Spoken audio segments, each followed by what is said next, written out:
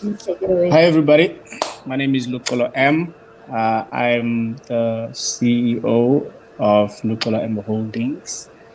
And yeah, that's me. That's my. Do, are you ready? Yes, I'm ready. Okay. Take it away. Right, everyone. Okay, so Luxolo M Holdings is an umbrella company that has companies under it.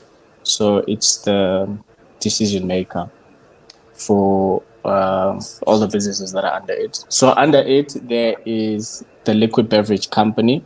So the liquid beverage company, which has liquid still, which is water, and there's something sweet honey, and then there's also Lu and Lulo mines. Then there is Lukola M Logistics, which is there is pick and drop in it. So pick and drop is actually a delivery service, but it's different. So the app is coming in January. We're gonna launch it in January, so everybody can download it. So the way it's structured is that sometimes if you visited a friend or you okay, let me start with making an example of a friend. So you visited your friend for a weekend and it happened that you forgot your charger, weave, bag, or whatsoever. And then when you get home, you're lazy to drive back or you've forgotten your keys. So what you can do, you'll just request on pick and drop. So that pick and drop go pick it up for you and bring it to you ASAP. So that's the service of pick and drop, or it can take documents from company to company or from a law firm to court. So it's also going to open opportunities for a lot of small businesses, even businesses ekasi, where people who sell food like amakota, acha, fruit, veggies, they want to have a delivery service, they can make use of the app.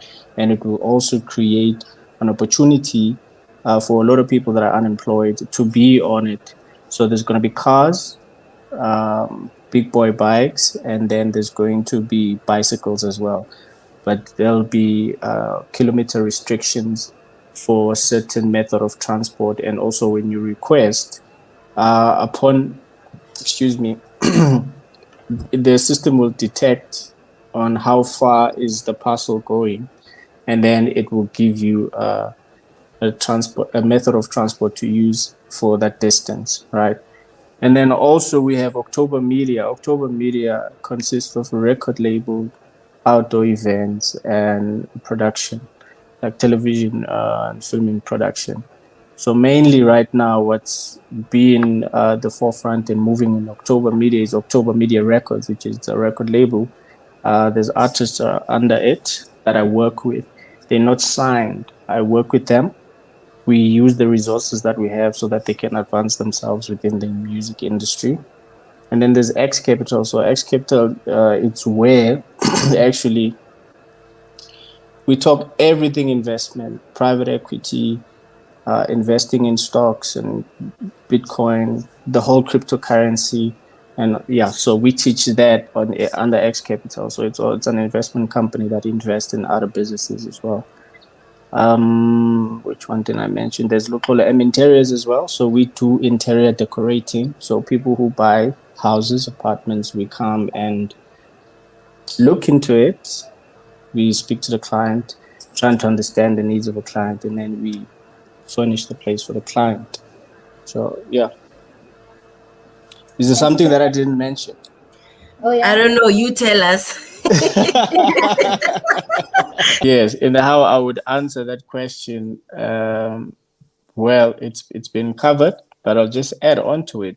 Is just that the information is not visible for Sure. everyone to Yeah. reach to it, so it becomes very hard for someone, even someone who went in to varsity for business studies, even for someone also who's unfortunately didn't get to go do those studies to access that information. It needs to be transparent, and the right people need to be put in right position to carry out that assignment so that people can know where to go. Like people like me, for instance, I don't know about these institutions. I'm just aware that there's certain institutions, which is the reason why I don't even attempt to go there, because they're True. going to require ridiculous things that are not going to help me access actually the funding. So the requirements there can be also a bit ridiculous for someone who's just trying to start from nothing without even True. a background of like an entrepreneurship in the family, you understand, or association of some sort. So it becomes so hard. So everything that I do and that I've started actually with my own rand. So I just did my small research on actually how to get a certain thing. Like, for example, how to open a registered business. Where do you go Yeah. to register business? What type of account do you need to have? What's required?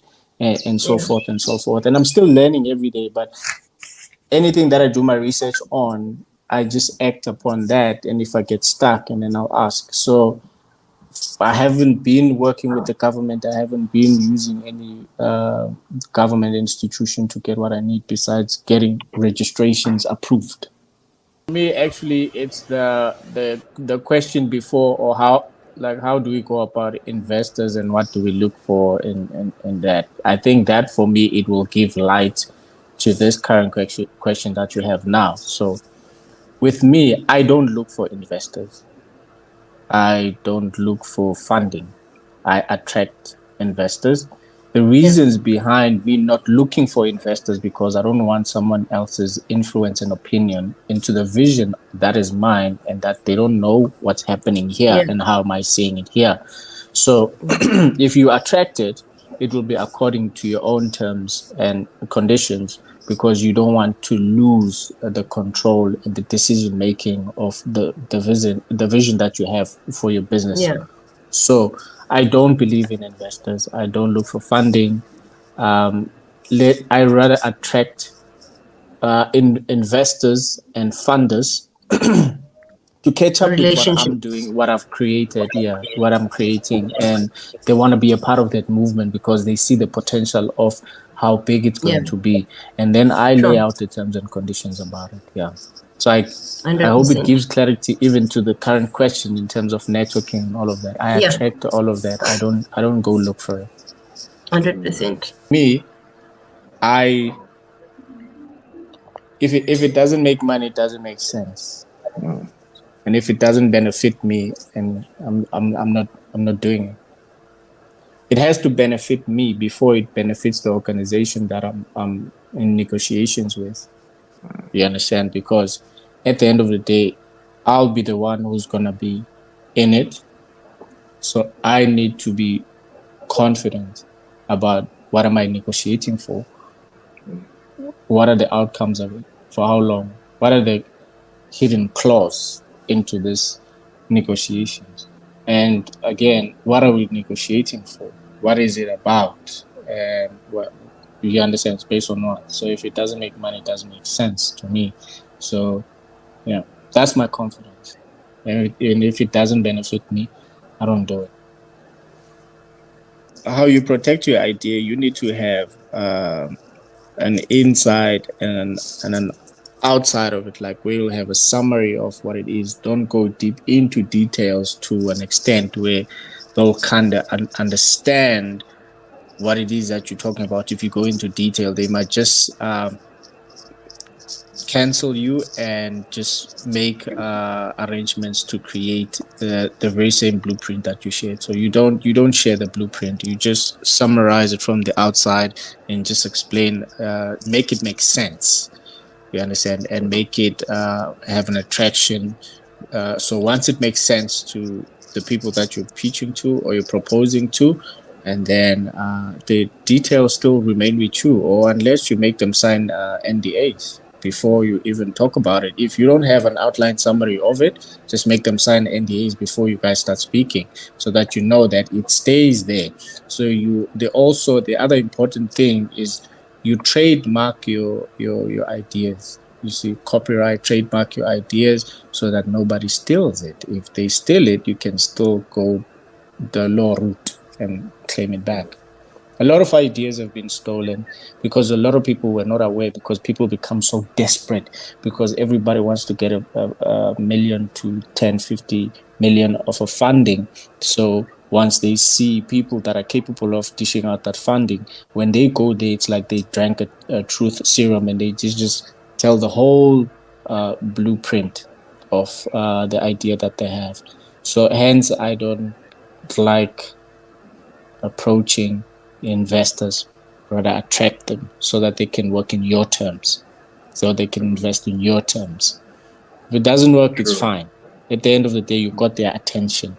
So on to the next one. It's either you get on board or you do or you don't. No. Thank Yeah. you. So there's something that we didn't touch that I thought that we were gonna talk about is actually how to start from nothing. For somebody who doesn't Okay. even have like a background of entrepreneurship or comes from a family that is financially well off, or a trust fund. For somebody also who's not an academic but also would aspire to go the entrepreneurship route, but they don't know how to do it because it could be personal problems that they're facing that they don't, but they want to, they don't know how to start.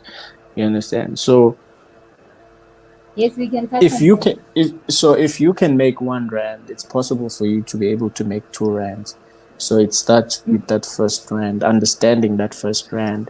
So it starts with whatever business people, if they want to go to into business, firstly they need to understand the basic steps of how to register a business, which is a lot of people don't know about CIPC, right? So you register a business, and when you're going through the business registration, you look into the field that you want to go into. They can do this via the CIPC website, or they can go to, I know FNB does it, I know Standard Bank and ABSA, they are doing it as well. I don't know about the other banks where you can open, so if you do it via a bank, the benefit of it is that you also automatically get a business account. So that's the first step, and doesn't cost a lot of money. Not knocking other people's services out there where they charge ridiculous amount of money just to have the basic steps of registering the business. Registering a business doesn't cost you even over 500 rands, where you get people who want to charge you uh, from 1,000 rand and above just to register a business, or 750. I've seen a lot of those basic fee to register a business with CIPC. To get automatically and get a business account, you have to do it via bank. You only need 175 rand to get that. Then you will be registered. So the other step after, and now the beauty about it is that when you are registered now, you can also automatically at SARS, the South African Revenue Services already, you get a notification, you get a text number. So, and then what you do is, now that you've got your business, your legal business papers, which is okay, your whatsoever company, you have your business, you have your business account. Now, the next step is I need to draft a plan on the business that I want to do. I'm not talking about a business plan. I'm talking about the person who has the idea, how they would like to execute their company. They're going to need a website. So website, there's a lot of people who offer website development. So you go for the one that you can afford, get business card, get a logo. That's also important. So once you have a logo, business website, and a business email, and a business line as well, right? So once you have those basic formalities, and then again, what you do is you now have to work towards building a capital to put into that particular business that you want to do. It's okay to start at the job. There's a very good book that's called The Richest Man in Babylon. That book has opened my eyes because that book tells you about saving the 10th coin. So basically, you have your salary, you have your debit orders and all your expenses, and then you look at how much do you have left. You take that, you save it up until you get to an amount of money that you need to pay for a certain thing that will be an add-on into your business. So those are just the basic starts. For somebody who doesn't have a job or somebody who's unemployable, there's other ways to make R1. So what counts is making R1. So once you are able to make R1, it's easy for you to make R2 and so forth and so forth. There are people who are doing recycling. If you're unemployable, you can do recycling. So you choose which part of recycling you want to do. Do you want to do the metal one, or you want to do plastic recycling? You get money from that. You fund your business. But if you're fortunate enough, you're working, whether it's a retail or security or a cleaner, it doesn't matter what job it is. You just need to save a little for your company. And then every time you save, you put that money towards that. You need to apply discipline as well. So once you apply that discipline, you will never look back. And then you grow your business to a point where you're working now, you are no longer able to trade the time that you agreed upon with your employer, and then you file in your resignation, and then you designate your time to your business, and then just keep it going. It's not an easy route, but the once you understand your first R1, it's easy for you to understand your 100 million, right? So a lot of people are scared of the process of starting, the beginning. It's okay to have a job. Start while you're in a job. The minute you make 10 times or 3 to 5 to 10 times more what your employer is giving you, then that's good enough reason for you to quit trading your time with that specific employer. In a day, we have 12 hours. So it is up to you how you use that 12 hours in your favor. So what I think everybody can get out of that rat race once they understand that in a day we have 12 hours. And in that 12 hours, how do you use it into your own benefit? And then you just add 4 more after the daily 12 hours. And then that will cause you to sleep at 11 at night and wake up earlier, even before the time you normally wake up. So if you sleep at 11, you'll wake up at 3. So that means you're having a little less sleep, but it is worth it at the end of the day, because it will get to a point where you are no longer trading your time with an employer, but now you are focused on your business. You design your working hours because you understand your business from the first R1. So it's easy now for you to compress that time and have enough time to rest, enough time to plan, and enough time to execute. So that's what a lot of us needs to first to understand, that idea of the basic start. So if I could give an outside understanding on content creating to the viewer there, I would say is that when you want to create a content, you need to understand what type of content do you want to create, for who's your audience, and who are you targeting to invest in sponsor or endorse your content. So once you understand that okay, I want to create like I'm going to make an example. I want to create a content for makeup, an alcohol beverage or a soft drink or whatever food product or skincare. You need to create content that has everything to do with it, the liquor or the makeup or the soft drink or the skincare. So that means you need to take a lot of videos. So I will say the first 50 videos that you'll be recording, they will not be your best.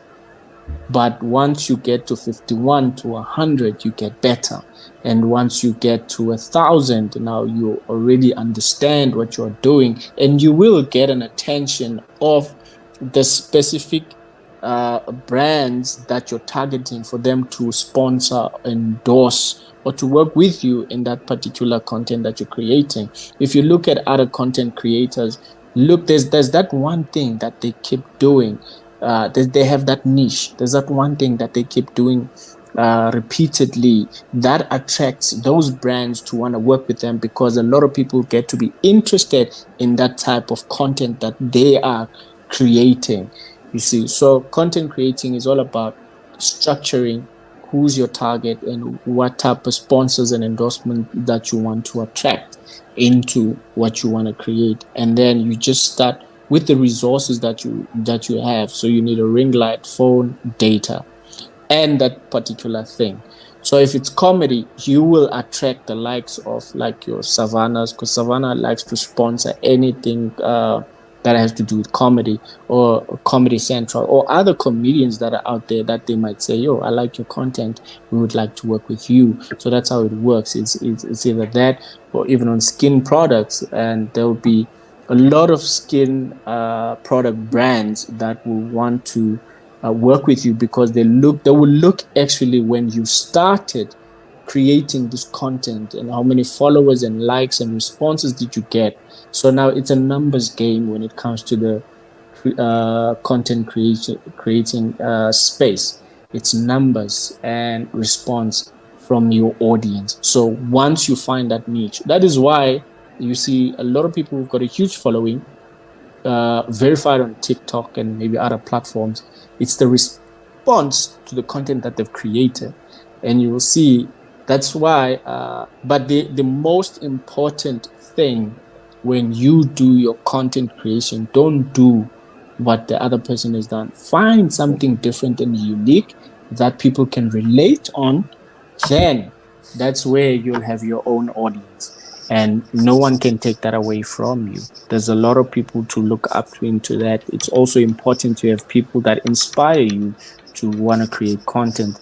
That's how you're going to be able to create your content. I hope I answered it. All right. All right. So my closing comments would be, number one, you need to have confidence. Confidence is key, and you need to be disciplined. And if your vision or your dream doesn't scare you, doesn't make you fear, then it's not big enough. You need to have that fear. You need to be scared to do it, and that needs to push you to do it. And you're not gonna get it right the first time. You are going to fail. You need to accept that failure is a lesson on how to do it better next time.